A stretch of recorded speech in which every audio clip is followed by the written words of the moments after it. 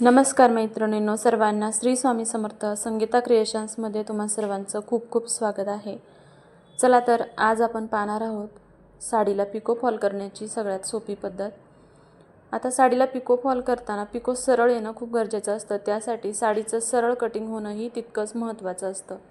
त्यामुळे साडी तुम्ही धागा काढून कटिंग करण्यापेक्षा अशा पद्धतीने जमिनीवर सरळ अंतरून घ्या आणि एका सरळ लाईनमध्ये कात्री पकडून व्यवस्थित सरळ कटिंग करून घ्या। बऱ्याच वेळा काय होतं की साडीच्या धाग्यांची गुंफण एकमेकात गुंतलेली असते, त्यामुळे काही धागे वाकडे असतात। मग जर धागा पकडून तुम्ही त्यावरती कटिंग करणार असाल तर ती वाकडी तिकडी येऊ शकते। म्हणून अशा पद्धतीने सरळ साडी जमिनीवर अंतरून सरळ साडीचं कटिंग केलं तर तुमच्या साडीचं सरळ कटिंग होणार हे 100%।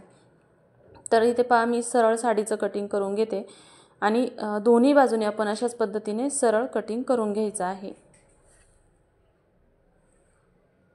आता पुढच्या साईडचं झालेलं आहे, बॅक साईडचंही त्या पद्धतीने साडी अंतरून घ्यायची आहे आणि सरळ कटिंग करायचं आहे। सरळ कटिंग केल्यानंतर येणारा पिको सुद्धा सरळ होतो आणि साडी सरळ स्ट्रेट राहते। तर चला मग आता दोन्ही बाजूने आपण सरळ कटिंग करून घेतल्यानंतर आपण करणार आहोत इथं साडीला पिको। आता पिको करताना इथे मी पिको फॉलची मशीन वापरलेली आहे, फॉल लावण्यासाठी पण आणि पिको करण्यासाठी पण। त्यासाठी मी साडी सुईची बाजू खालच्या बाजूने आहे, म्हणजे उलट्या बाजूने साडी वरती धरलेली आहे आणि हा जो मशीनचा नॉब आहे त्याच्या बरोबर मधोमध मी साडीचा हा जो काठ आहे तो पकडलेला आहे आणि ह्याला अलगद हाताने पुढे खेचत आहे। त्यामुळे काय होतं की पिको एकदम बारीक होतो। तुम्ही जर अशा पद्धतीने हलक्या हाताने जर साडी ओढली नाही आणि जर लूजच सोडली तर मग होणारा पिको जाडसर होतो। त्यामुळे साडीला जर तुम्हाला बारीक एकदम दोरीसारखा पिको हवा असेल तर साडीला पिको करताना अशा पद्धतीने हलक्या हाताने साडी थोडीशी पुढे खेचायची आहे। आता बघा पिको करून झाल्यानंतर वरचा जो भाग आहे तिथे मी आता धागा कट न करता त्याला पिको करून घेतला आहे, म्हणजे डबल धागा होण्याची गरज येणार नाही। याच पद्धतीने साडीच्या दुसऱ्या भागालाही आपण पिको करून घ्यायचा आहे। आता या साडीला दोन्ही बाजूने पिको आहे। खरं तर बऱ्याचशा साड्यांना पुढच्या बाजूने लेस असते, त्यामुळे साडीला पुढच्या बाजूने पिको करण्याची गरज नसते किंवा गोंडे असतात। तर अशा पद्धतीने साडीला पिको करून झाल्यानंतर आपण साडीला लावणार आहोत फॉल। तर फॉल लावण्यासाठी बॅक साईडनं मार्जिन किती सोडायचं ते पाहणार आहोत, पण त्याआधी फॉल लावण्याच्या अगोदरची प्रोसेस म्हणजे फॉल व्यवस्थित धुवून घ्यायचा आहे आणि त्याला प्रेस करून घ्यायचा आहे। आणि ते पहा अगदी नाजूक असा पिको करून झालेला आहे। तर आता आपण पाहूया बॅक साईडचं मार्जिन किती सोडायचं ते। तर साडीचा मागचा जो भाग आहे नेसता भाग, त्या भागाला तुम्ही 12 ते 13 इंचापर्यंत मार्जिन ठेवायचे आहे आणि तिथून पुढे तुम्ही साडीला फॉल लावायचा आहे।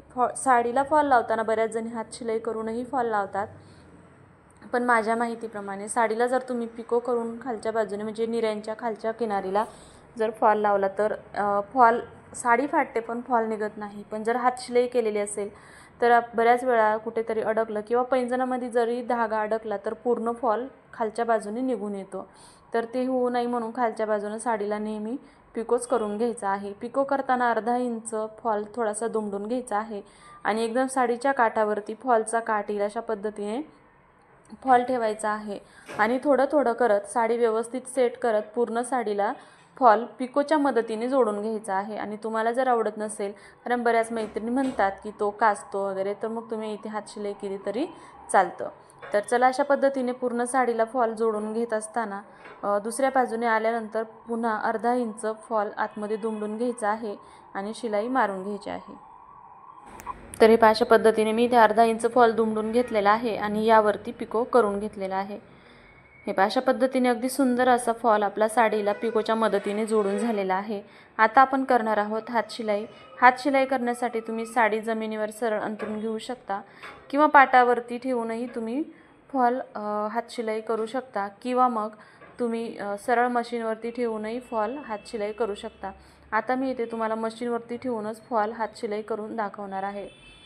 तर मी अशा पद्धतीने मार्किंग करते 1/4 इंच मार्जिनचं। वरच्या बाजूने एवढा हात शिलाईचा दोरा असला पाहिजे आणि खालच्या बाजूने सुईच्या टोका एवढा हात शिलाईचा दोरा असला पाहिजे। तर हे अशा पद्धतीने पूर्ण साडीला मी दोरा जो ऊन घेतलेला आहे तो 3 मीटर घ्यायचा आहे, कारण आपला फॉल जो असतो तो 2.5 मीटर असतो आणि 3 मीटरचा दोरा घेतला तर अखंड दोरा ओवला जातो आणि साडीला फॉलसुद्धा अखंड लावला जातो। तर हे अशा पद्धतीने दोरा जोडल्यानंतर जे मार्जिन दिलेलं आहे त्या मार्जिनवरती हात शिलाई करून घ्यायची आहे। सुरुवातीला दोरा तुटणार नाही याची काळजी घ्यायची आहे। सुरुवातीला जर दोरा तुटला तर अखंड फॉल लागला जात नाही, म्हणून सुरुवातीला थोडंसं काळजीपूर्वक दोरा ओढताना थोडं काळजी घेऊन ओढायची आहे आणि दोरा पूर्ण ओढून झाल्यानंतर या पद्धतीने हात प्लेन फिरवायचा आहे, म्हणजे पूर्ण साडीला प्लेन दोरा जोडला जातो। आता इकडच्या साईडला म्हणजे शेवटच्या टोकापर्यंत आल्यानंतर इथे मात्र दोरा व्यवस्थित लॉक करायला विसरायचं नाही। 2-3 गाठ मारून घ्यायचे आहे आणि मग राहिलेला दोरा कट करून घ्यायचा आहे। अशा पद्धतीने पिको फॉल करण्याची ही खरंच सोपी पद्धत आहे। या पद्धतीने तुम्ही जर पिको फॉल केला तर अगदी 5 मिनिटांमध्ये 5 ते 6 मिनिटात तुमचा पूर्ण साडीला फॉल लावून होतो आणि या पद्धतीने दिवसभरात तुम्ही 50 साड्या तरी नक्कीच करू शकता। तर चला, पूर्ण व्हिडिओ पाहिल्याबद्दल तुमचे मनापासून धन्यवाद आणि सर्वांना श्री स्वामी समर्थ। व्हिडिओ आवडला असेल तर लाईक, शेअर आणि सबस्क्राईब जरूर करा।